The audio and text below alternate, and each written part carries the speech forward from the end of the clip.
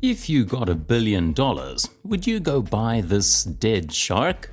Or this blurry poster? This? I know none of this is common for us, but some ultra-wealthy people found this quirky collection amazing. Make sure to watch to number 3, it'll leave your mind blown. In 2004, billionaire hedge fund manager Steve Cohen bought what just might be the world's most unique unalive pet. At number 10, we have a 14-foot tiger shark preserved with a combination of alcohol and formaldehyde. I can't even comprehend where he got this idea from. Well, this actually comes under a piece of contemporary art that was originally commissioned from the artist Damien Hirst for $93,000 in 1992 by art mogul Charles Saatchi, which is an already very expensive price. But Cohen later bought it. Although the price wasn't disclosed, the New York Magazine reported it to be around $8 billion to $12 billion. This art piece is called The Physical Impossibility of Death in the Mind of Someone Living. Weird what people would spend that kind of money on. But the list gets weirder. Don't worry, next up is number 9. Let me tell you, cars don't just have a fan base, they've got a following that's more dedicated than a Kardashian's Instagram followers. It's like they've got their own paparazzi. But what this car enthusiast has done will just blow your mind. We're talking about the Sultan of Brunei and his car collection. His fleet of cars has over 7,000 of the world's finest cars. Top Speed values the collection at a combined $5 billion at least. Among the finest gems are 21 Lamborghinis, 452 Ferraris, and 604 Rolls-Royces. Want to know a crazy thing?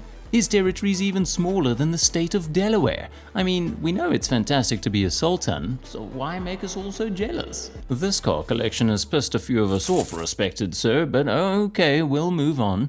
At number 8, we have a piece of furniture. Well, how much would you want to spend on furniture? And yeah, I'm not talking about your random IKEA purchase. Imagine you have tons of money and now you're buying a piece of furniture.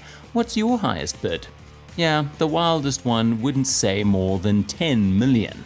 Well, Prince Hans Adams II bought a badminton cabinet for $36 million.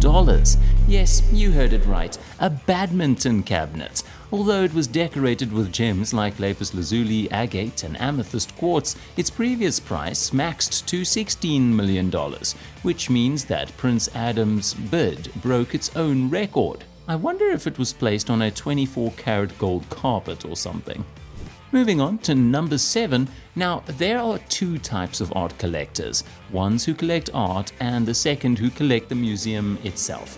What a flex! 2011's richest man in the world, Carlos Slim, opened the Museo Sumaya, an $800 million 6-story metallic and windowless art museum to showcase his legendary collection of 66,000 pieces that includes European and Mexican art.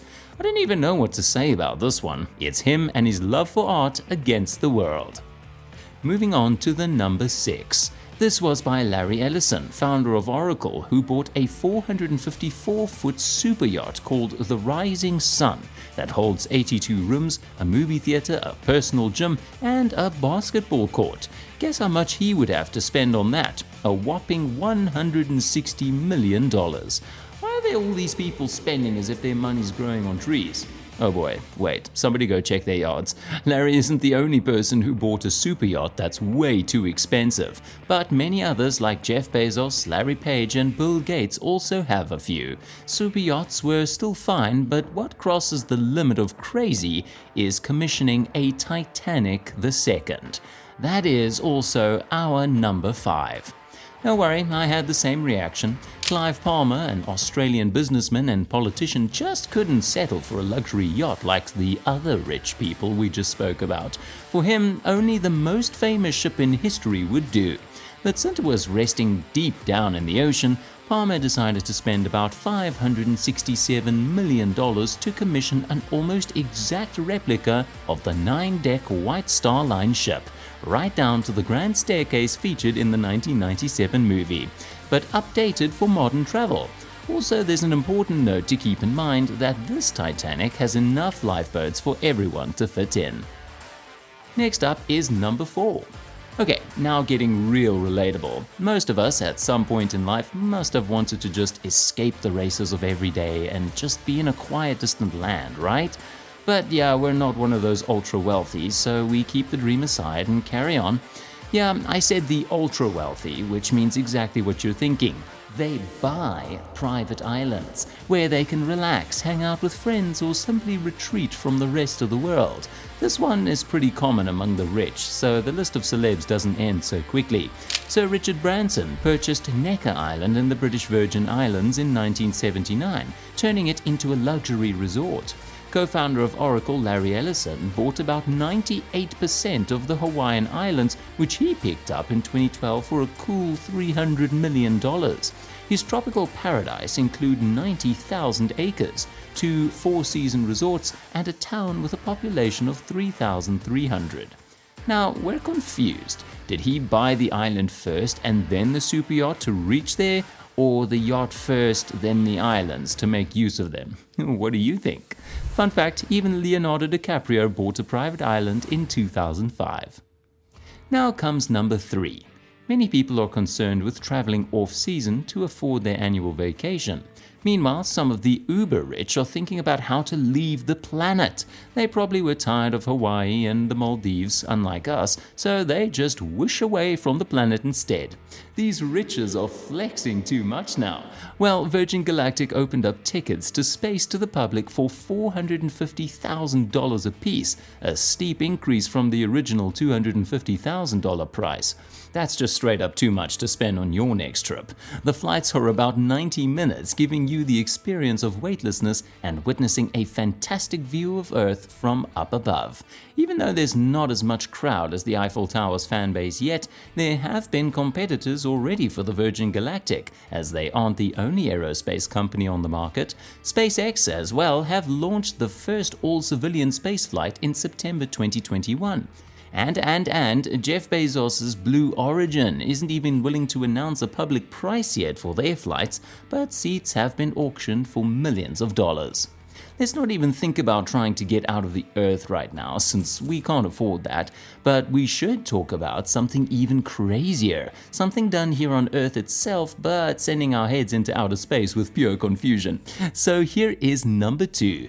Let's talk about the billionaire brother duo, the Koch brothers, ultra-rich businessmen and political power holders. Yes, but what about them?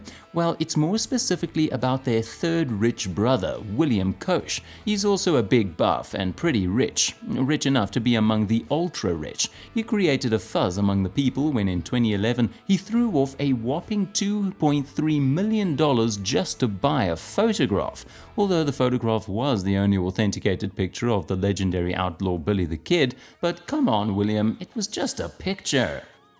Now, let's take a look at number 1. The vaunted Washington Post. The paper that took down a presidency was in the hands of the Graham family for 80 years, but only until Jeff Bezos decided he wanted it. In 2013, the billionaire Amazon founder bought one of the world's most influential publications for $250 million. This was an out-of-the-blue event. Want to know the crazier part? Jeff did not do any diligence and accepted the first price that was proposed by the seller. Though the Post has made significant successes after it came under Bezos, we still can't decide if it was a good or a bad move for him to purchase it. Well, if you ask me, I think they all bought these things just because they could, not because it was required of them. What do you think about these random crazy collections of the ultra-rich? Did any of these sound worthy to you? Do let us know in the comments section down below, and we'll meet you with another video soon.